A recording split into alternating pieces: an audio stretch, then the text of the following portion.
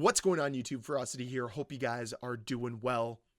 Welcome to Eventception here in Call of Duty. That's right.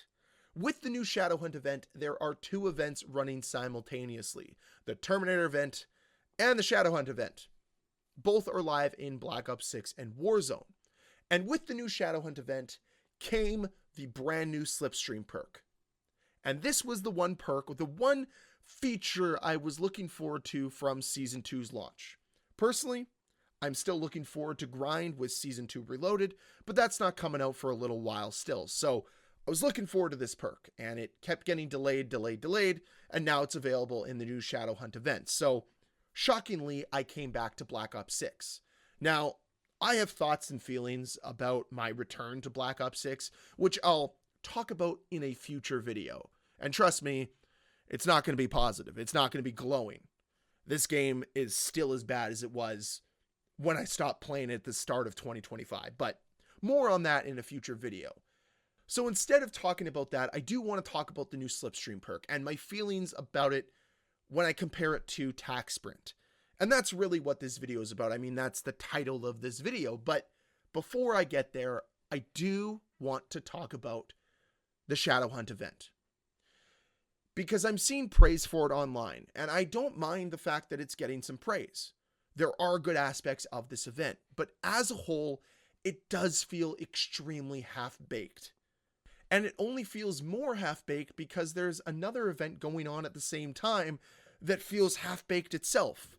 So realistically, the events right now in Call of Duty, if you added them up, feel quarter-baked. That's not good. We want a fully baked product.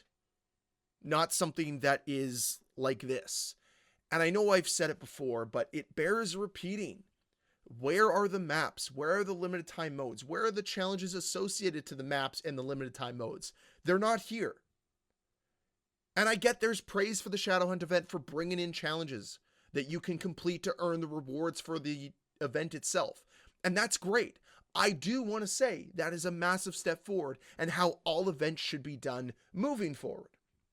But it still feels lackluster because there's nothing else to the event. There's some rewards, but that's about it. And yeah, there's a couple limited time modes, but they're not really associated to the event. They're just sort of thrown in.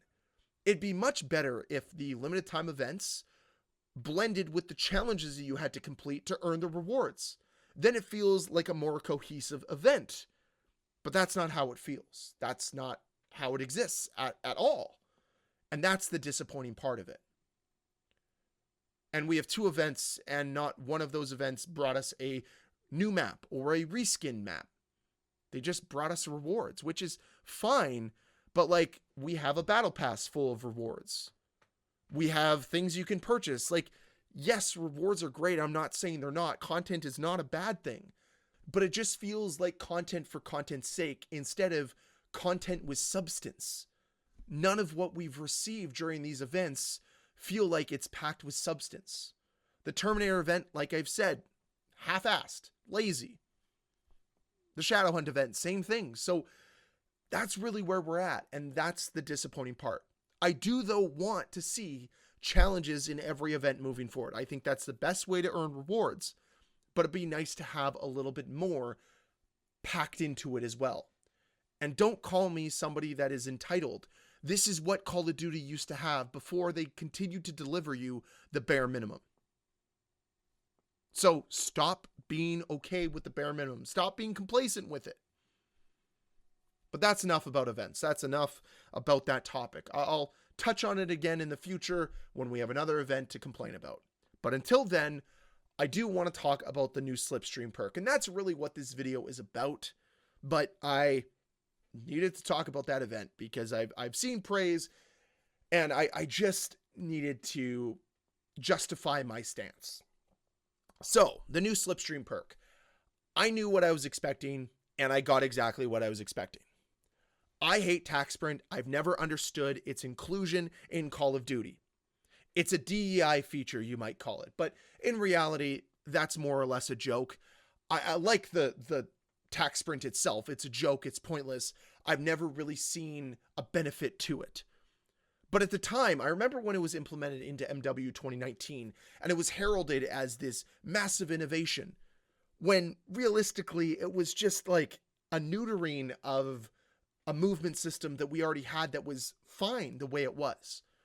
And you can really tell that like a game like Black Ops Cold War, which I play a lot, which you're seeing on screen right now, doesn't suffer because tac sprint isn't there. If anything, it's better because there's no tac sprint. So I've never really understood this like need to keep implementing tac sprint into every new Call of Duty game. I know for whatever reason it has its place in Warzone, and maybe that's where it belongs, which only goes to support the fact that Warzone and Call of Duty should be Warzone and multiplayer should be two separate entities and should not be integrated into one another. But like, I think Slipstream can finally end the tac sprint debate. Like, we don't need it. We don't need it. It can be eliminated and we'll be just fine. The game will be just fine. People will still move around. If anything, they'll move around more because they're not being actively penalized. You can pull your gun up faster. You can shoot faster. You can do all the things you used to be able to do faster because you don't have to deal with the stupid animations of tac sprint.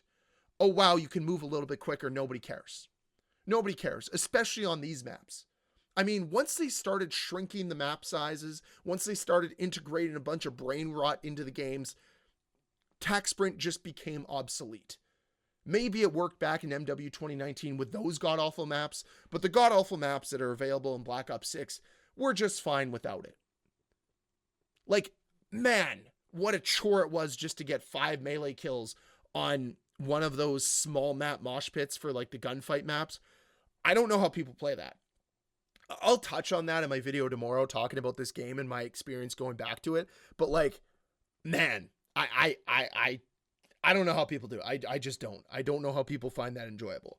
But nonetheless, that's not what this video is about. I do just want to point out that once I earned the Slipstream perk and I played with it, I enjoyed the movement more.